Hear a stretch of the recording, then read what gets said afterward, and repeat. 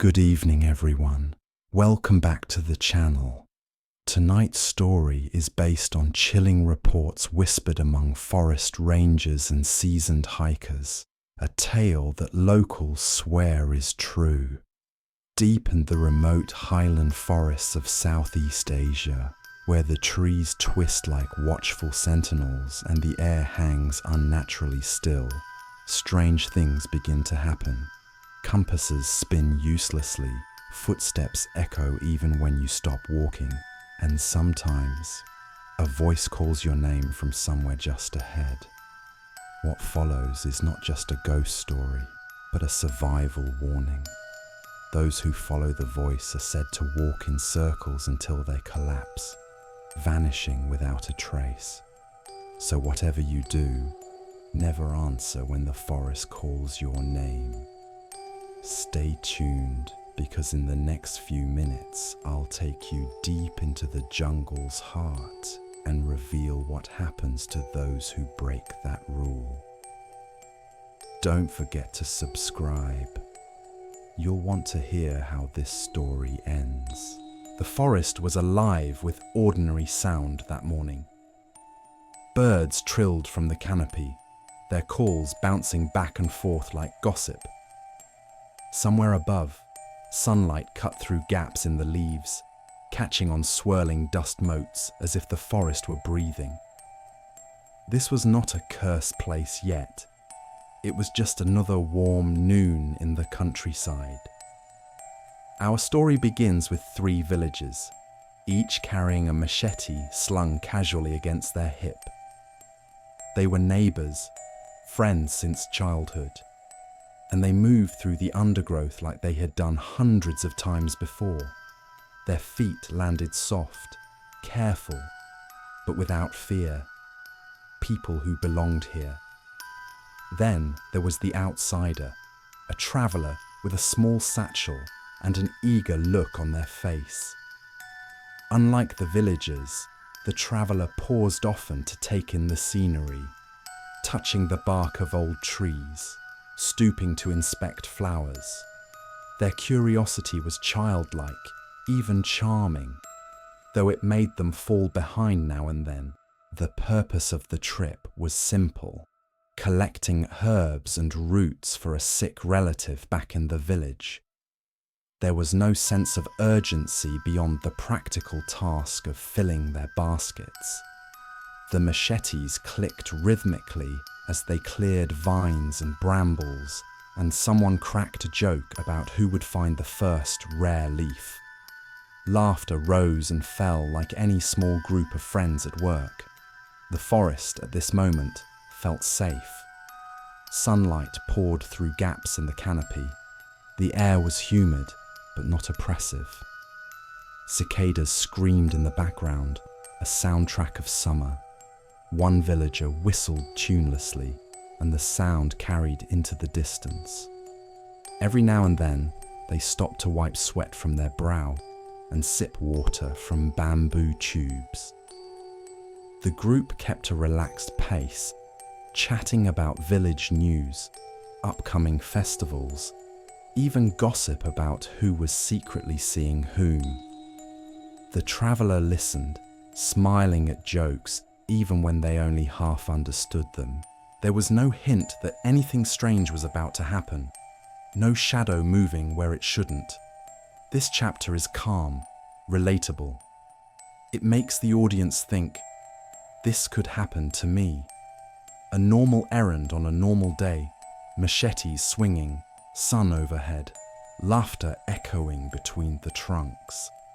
Nothing yet to suggest that by nightfall, they would be whispering prayers and clutching charms just to stay alive. The forest was quiet, almost too quiet.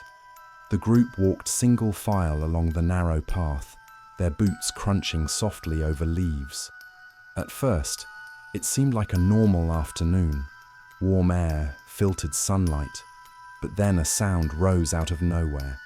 A soft giggle, light and high-pitched, like a child playing somewhere just beyond the trees. Marley stopped, tilting her head. "Did anyone else hear that?" she asked. The others paused, listening. Silence. The wind that had been swaying the branches a moment ago stilled completely. No birds, no insects, just the heavy, pressing quiet of a forest holding its breath. One of the villagers, an older man with a machete, shifted uncomfortably and muttered something under his breath. When Marley asked him to repeat it, he only shook his head, pretending it was nothing. He chopped at the brush and urged them to keep moving. Minutes later, the sound came again, this time closer, circling from behind them. A quick, breathy laugh. Then silence. The traveler forced a smile, trying to rationalize it. "Probably a monkey," he said, adjusting his camera strap. "Or kids from the village playing a prank." His voice was too casual, too quick. The villagers exchanged a look that spoke volumes, but no one said a word. They just walked faster, machetes swinging a little harder at the vines that hung in their way. As the group reached a clearing, the air felt suddenly heavy. Marley noticed that the leaves around them were perfectly still, as if frozen mid-rustle. A bead of sweat rolled down her neck despite the sudden chill in the air. She glanced back once more, heart thudding, but there was nothing. Just the dark line of trees and the dirt path disappearing behind them. Whatever was out there didn't want to be seen, not yet. The group pretended everything was fine, even as the silence stretched, even as the giggle came again, faint, then close, then gone. The audience can feel it now. This isn't a prank, and it isn't an animal. It's a warning. Something has noticed them. And for the first time, Marley wishes she had listened to the villagers when they warned her. Never stop walking when the forest calls your name. They mark a trunk to be sure. The traveler scratches a clean X with a pocket knife, resin beading like sweat on bark. They walk for 20 minutes without talking, machete brushing ferns, the air cool enough to fog breath. When the path lifts over a hump of roots and dips again, the same trunk waits ahead, same bulged knot like a sleeping eye, same crooked vine, same wet glint of resin seeping from a fresh X. "There are many trees like that," one villager says, forcing a grin that lands wrong. The traveler laughs back, too loud, as if loudness can argue with distance. They scratch a second X below the first, proof against nerves, and press on. The pattern repeats. The light does a strange thing, silvering the leaves as if afternoon arrived without passing noon. Footprints behind them overlap their own boot treads. Someone jokes about being famous for walking circles. Nobody laughs this time. The traveler's shirt sticks to the spine with sudden sweat, though the breeze is cold and the shade deep. He tries to rationalize. The slope is deceptive. The compass needle drifts near ore. Moss grows on all sides when the canopy is this dense. He speaks these facts like charms, each sentence a small fire he hopes will keep the unknown at arm's length. A villager swings the machete faster, and the metal sings too loudly. Another keeps counting steps under her breath. 35, 36, 37, then stumbles when the count resets and the trunk with the twin X's stands in the trail again, resin now stringing like a tear. They try a new strategy. Fan out, keep each other in sight, move toward a low rumble that might be water. The rumble fades, returns behind them, fades again, as if the sound walks when they walk. The traveler ties red cloth to branches every 10 meters. The cloths appear ahead before they can place them. faintly damp as though the forest licked them first. "We should stop," a villager whispers. "Stopping is how people vanish," another answers, and panic decides for them. They run. Brush whips their calves. Vines catch at ankles with the persistence of fingers. The white of their breaths blurs into a milky veil, and still the ground keeps turning them. Left, then left again, until the clearing opens like a wound, and there is the tree, scored now with 3 X's, bark puckered around the cuts as if trying to spit their marks back out. No one else admits what the traveller hears, the tiny, breathy giggle coming from inside the trunk, a sound like a child hiding behind wood. He swallows it, just sap ticking, just beetles chewing, just the mind making faces in bark. "One more try," he says, voice thin to a wire. They choose a starburst of animal trails and pick the straightest line. The forest smiles without a mouth.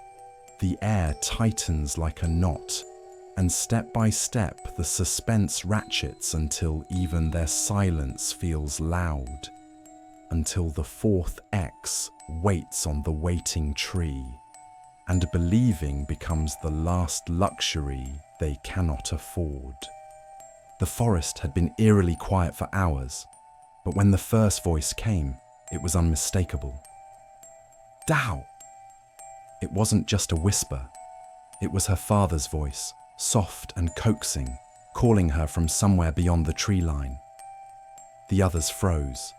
Then, one by one, their names followed, each pronounced perfectly, each sounding like a loved one. The sound circled them, weaving between trunks, never closer, never farther, like the forest itself was speaking. A villager, sweat dripping down his temples, could not hold his fear. "Stop it! Leave us alone!" he shouted into the darkness. The reply came instantly, the voice now directly behind him, playful, almost laughing. The circle of trees seemed to shrink, the clearing dimming as if twilight had fallen early. Shadows from the branches stretched unnaturally long, touching their boots like fingers. Then it appeared.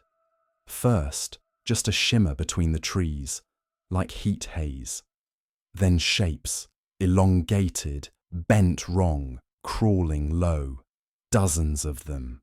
Their arms were too long, hands dragging in the soil, faces pale and stretched as if pulled by invisible hooks.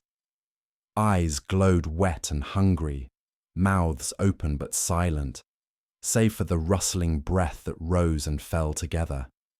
The air stank of wet earth and something coppery, as if the ground had been freshly dug. One shape darted into the circle, so fast the eye could barely follow. It stopped just out of reach, crouching like a predator, head cocked sideways. Its mouth tore into a grin, impossibly wide, and suddenly every shadow in the clearing pointed toward the group like black spears. The villagers clutched their charms, but the traveller's knees buckled. He could not move. The ground seemed to hold him. Then the sound began, a wet slap like a rope dragged through mud, followed by a chorus of whisper giggles. The figures circled tighter, their limbs contorting, their fingers scratching the dirt in strange spirals. Something invisible brushed past the traveller's ear, cold enough to burn, and a hiss echoed inside his head. "You heard us!" Panic broke them. The villagers grabbed him, yanking him toward the path. But it was too late. The forest floor seemed to pulse under their feet, every tree now leaning inward as though to watch. One of the shapes lunged, its claw grazing his ankle. The pain was immediate and searing, as if marked. The giggles stopped. Dead silence. In that stillness, they knew. They had been chosen. There was no more running, only bargaining. if the forest allowed it. The clearing was still vibrating with the echo of the scream when the group finally broke free from their paralysis. No one spoke. No one dared to. The spot where their friend had stood was empty, just two deep footprints pressed into the damp soil, pointing toward the dark path that swallowed him. For a moment, they almost expected him to step back into view. When he didn't, panic did what logic could not. It made them run. Branches whipped their faces as they tore through the undergrowth, retracing steps they couldn't remember taking. The forest seemed to shift with them, stretching endlessly, pulling them back. Someone stumbled, someone else dragged them up.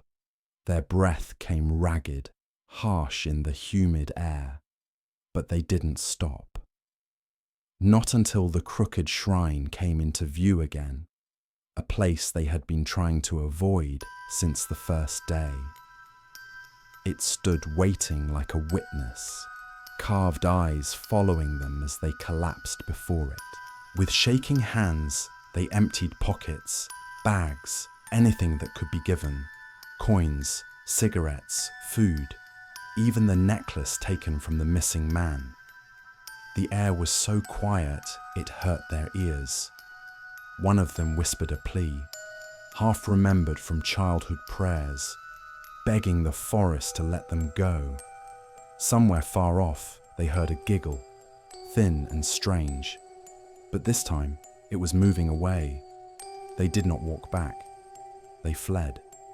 Hours later, when the tree line broke and the road appeared, the sky was already paling with dawn.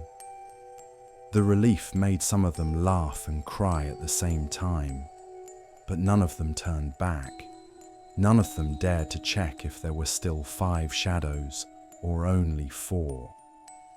When they finally reached the van, their bodies felt foreign, knees scraped raw, arms covered in scratches, faces wet with dirt and tears. The engine started on the first turn, as if mocking the hours it had refused to start earlier. They drove without speaking, each mile a little more distance between them and the place that had swallowed their friend. Days later, even after showers and clean clothes, the forest clung to them. One had a fever that wouldn't break. Another woke screaming at night, insisting they could still hear footsteps circling the bed. The missing man's family asked questions they couldn't answer. Some lied, others stayed silent, but all of them carried the same look in their eyes, the look of people who had run for their lives and barely made it out. And deep down, they knew. The footprints had been leading somewhere, and someone had followed. If they ever returned, the forest would be waiting, patient as ever. The forest felt heavier than ever, as though the canopy had sunk lower, cutting off the sky. Their scratches burned, their legs shook, and each step backward felt like wading through water. Then, just when panic was about to swallow them whole, the oldest villager's words returned in Marley's mind. Walk backward. Never answer when the forest calls your name. The revelation came not as a single thought, but as a rush, every clue slotting into place like falling stones. The circles they had walked were not accidents. The forest was guiding them, shaping their path, herding them like prey. The giggles, the whispers, the hands on the van window, none of it random. It was a game. The spirit of the forest was playful, but also cruel, testing its visitors until they broke. Raffi, bleeding from a cut across his palm, found a small, carved idol half buried in the mud. A thin figure with an elongated head and a single grain bowl at its feet, The idol looked almost identical to the carvings they had seen on the shrine days earlier. This was no coincidence. The shrine, the rice bowls, the children's laughter. They were offerings to keep the spirit distracted, to give it something to play with besides human lives. Suddenly, even the smallest details made sense. The missing necklace, the spirals scratched on the tent, the way the compass spun wildly as if laughing. They had been noticed. And now they were being invited to play. Marley's voice was steady despite her tears. Scatter the rice. Do it now.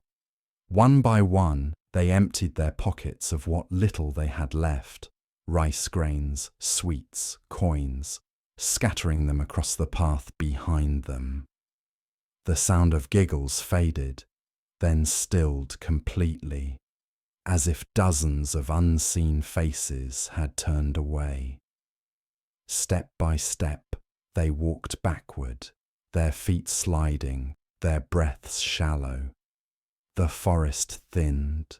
A sliver of pale light appeared, first like a trick of the eye, then widening into a full shaft of sunlight. Birds chirped, the first living sound in hours, and a soft wind blew over their faces, cool and real. They had escaped, but the revelation lingered like smoke in their lungs. The forest was not haunted by a single ghost. It was a living thing, ancient and hungry, and they had been only one game away from never leaving at all. Would you dare answer if the forest called your name? Imagine standing at the edge of that jungle, the night wind carrying a whisper that sounds too much like your own. Some villagers say it is only wind. Others warn it is the forest spirit, luring you to step into its circle and never come back. In many parts of Southeast Asia, these beliefs are not just scary bedtime stories, they are survival codes. The rule, "Don't answer when the forest calls," is passed down from elders to protect wanderers from getting lost, physically or spiritually.